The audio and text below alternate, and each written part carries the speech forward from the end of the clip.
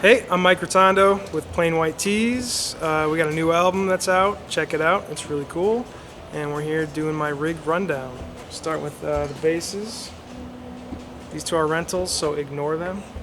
I don't own them. This right here is a Squier Rascal HH. Very cool bass. It just came out like this year, I think, and I'm in love. It's a short scale, but it's like the size of a normal bass because the bridge is way up here. It's got two wide range humbuckers. I did a couple modifications. This is normally a toggle switch. I made it a blend. And then the volume knob, it was volume tone, but when I palm mute, my pinky would hit the volume, so I changed it to a stacked pot, volume tone. Killer bass, I love it. I added, this is, don't tell anybody, it's actually a sticker. You can get them on Amazon. These are the strings I'm probably currently using. Just bass strings, you know, they're cool. Let's see, up next, we have a Yamaha. This is the SBV 550. I believe these came out in the early 2000s. This one is the super rare one. You don't see too many because it's got the PJ configuration. Usually it's more of a JJ. Awesome, cool bass. Love it. Yeah, so this has two independent volumes for each pickup, so you can kind of, you know, turn down the bridge if you want, crank it up. That's about it. I usually will hang on mostly the P only. Sometimes I'll put them both on for just kind of a different sound. But yeah, I've been playing the Squier on most of the new stuff. I also have another bass that I didn't bring that I've been playing a lot. Nordstrand. They call it the cat bass. It's really cool. And then this I think I'm going to play on like some more of the older stuff. And then also we have here a Lakeland.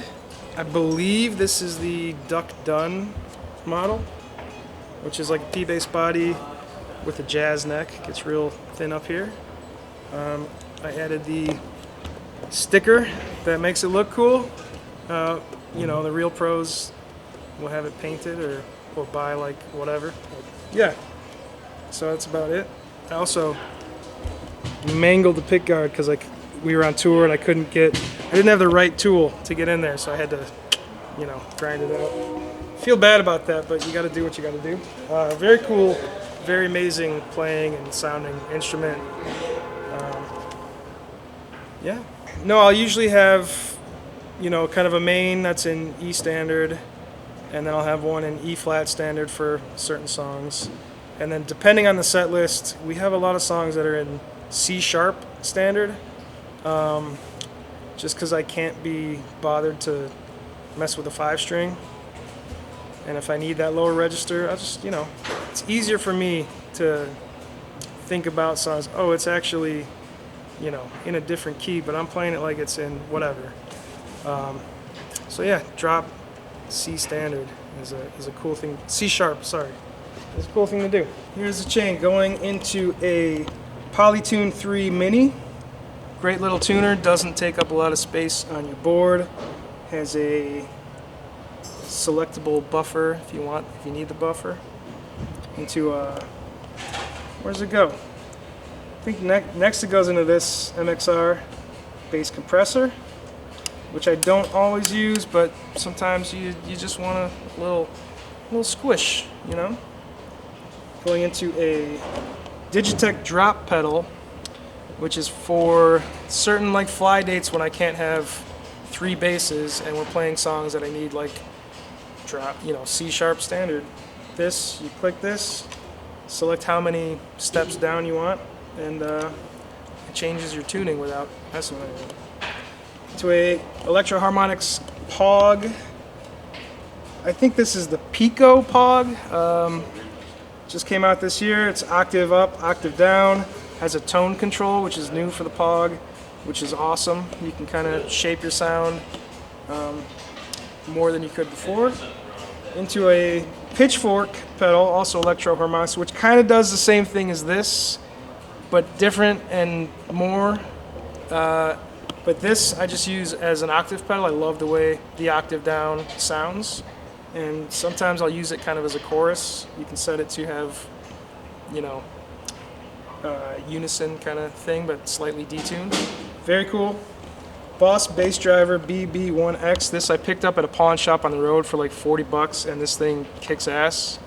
Ever since I bought it, it's been on my board. It's amazing. Then into a Idiot Box Effects Blower Box Deluxe, which is if I want super heavy, distorted, grindy, like this is the go-to. This thing's awesome. Kind of has your like standard, you know, dry, wet. You can blend, you know, keep some dry signal in there. It also has this like low pass thing or high pass, something like that, where you can shape the sound of the dry signal, maybe? No, shape the sound of the wet signal. I don't know. I forgot to read the manual, but I just put it where I like it, and it's amazing. Then we're going into a Line 6 HX stop for amp and cab emulation mainly, which goes out to my amp before the amp and cab emulation, and then out to a DI box, Neve thing, which is cool, with the amp and cab emulation. So up front he's got both options, and then our in-ear monitors, both options. And then there's, you know, effects in here that I'll use sometimes, depending, but mainly for the amp and cab emulation. There's a Sun, not really, you know, legally, whatever. There's like a Sun Coliseum, Ampeg SVT, Ampeg B15, just, you know, click through them, just kind of all that stuff. I think mainly I rock the Sun sound. To the amp over here, I'm going through an SVT Classic, 8x10 cab, pretty bog standard, see them everywhere. And that's about it. For picks, I'm using the Dunlop .60 millimeter Tortex Flow, custom screen printed with our logo and a t-shirt. And they're cool. They're a little bit different than your kind of standard things. They have a pointed tip, kind of like a variation of the Jazz 3, a little bit bigger and also floppier, you know. And they're great. So don't forget to check out the new album, self-titled Plain White Tees, on all streaming stuff. Check out our website, plainwhitetees.com, for tour dates, info, whatever, you know. And we'll see you at shows, and have a good one.